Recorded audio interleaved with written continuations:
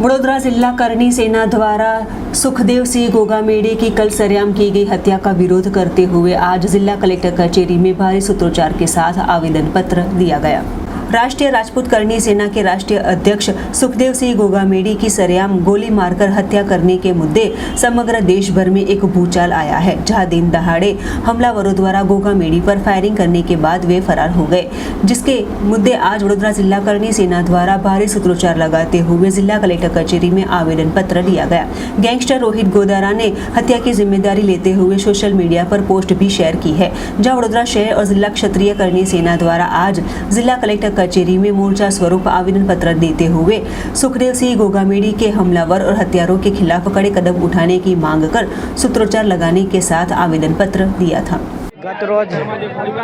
काळो दिवस क्षत्रिय समाज माटे जे रह्यो छे, जयपुरमां जे बनाव बन्यो छे, करणी सेनाना राष्ट्रीय अध्यक्ष ने घर में जईने जे गोળી मारीने हत्या करवामां आवी छे, तेने क्षत्रिय समाज खूब निंदनीय जे घटना बनी है, તેને અમે કરણી સેના કોઈપણ સંજોગોમાં તેમજ સમગ્ર ક્ષત્રિય સમાજ કોઈપણ હિસાબે ચલાવીને ગોળીનો જવાબ ગોળી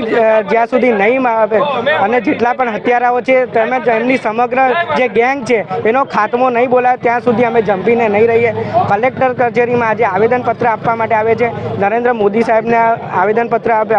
અને એમને રજૂઆત કરવા આવ્યા છે કે આ ગેંગનો જ્યાં સુધી ખાત્મો નહીં બોલાય ત્યાં સુધી અમારી લડાઈ ચાલુ રહેશે અને જો ન્યાય નહીં મળે તો કરણી સેના પોતાના ધારાધોરણથી ન્યાય મેળવીને રહેશે અને આ ગેંગનો સફાયો કરીને રહીશું। અમારે કાયદાનો અમારા હાથમાં ના લેવો પડે એના માટે આજે રજૂઆત કરવાય।